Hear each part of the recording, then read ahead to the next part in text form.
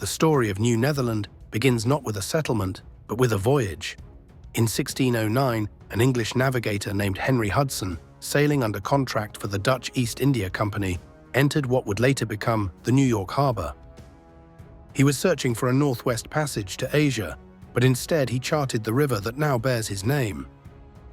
His journey up the Hudson River revealed to the Dutch a land rich in resources, especially furs, which were in high demand across Europe. Although Hudson did not establish a colony, his exploration laid the foundation for the Dutch claim to the region. Over the next decade, Dutch merchants and traders began returning to the area. They set up temporary trading posts and formed profitable partnerships with local Native American groups, especially the Mohicans and various Lenape communities. In 1621, the Dutch West India Company received control over the territory and moved to create a formal colony.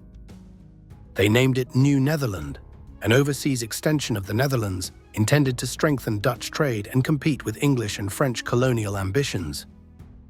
The Dutch established their primary settlement at the southern tip of Manhattan Island, a location chosen for its natural harbor, defensible position, and convenient access to trade routes. This settlement, which they named New Amsterdam, became the capital of New Netherland. Unlike many English colonies, New Netherland was not founded for religious freedom or social reform. It was a commercial venture, focused on trade, profit, and expansion. As a result, the colony attracted a diverse population, including Dutch settlers, Walloons, Germans, Africans, Jews, and people from various parts of Europe. By the 1640s, New Amsterdam had become one of the most ethnically and culturally diverse settlements in North America.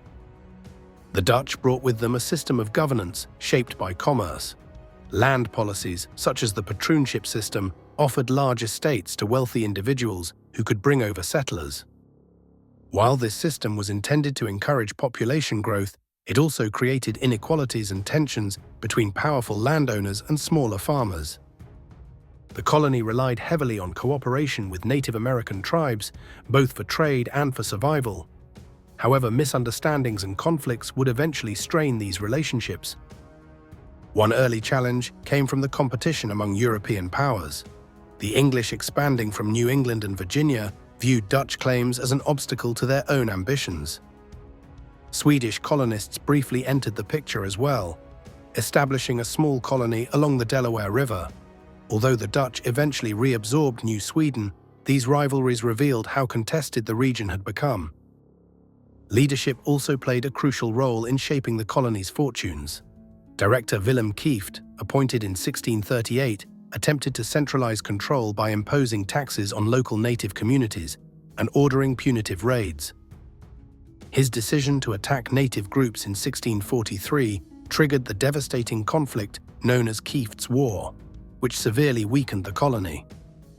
Many settlers criticized Kieft's actions, and the Dutch West India Company eventually removed him from office. His successor, Peter Stuyvesant, arrived in 1647 and worked to restore order, strengthen defenses, and improve the colony's economy. Stuyvesant was firm and sometimes authoritarian, but he brought stability at a crucial time. Despite these improvements, New Netherland remained vulnerable. The colony lacked strong military support from the Netherlands and was surrounded by expanding English settlements. By the early 1660s, tensions between the Dutch and English intensified, influenced by global rivalry between the two nations. In 1664, an English fleet sailed into New Amsterdam's harbor and demanded surrender. Realizing they were outnumbered and lacking support, Stuyvesant reluctantly capitulated. New Netherland passed into English hands without a major battle, and the colony was renamed New York in honor of the Duke of York.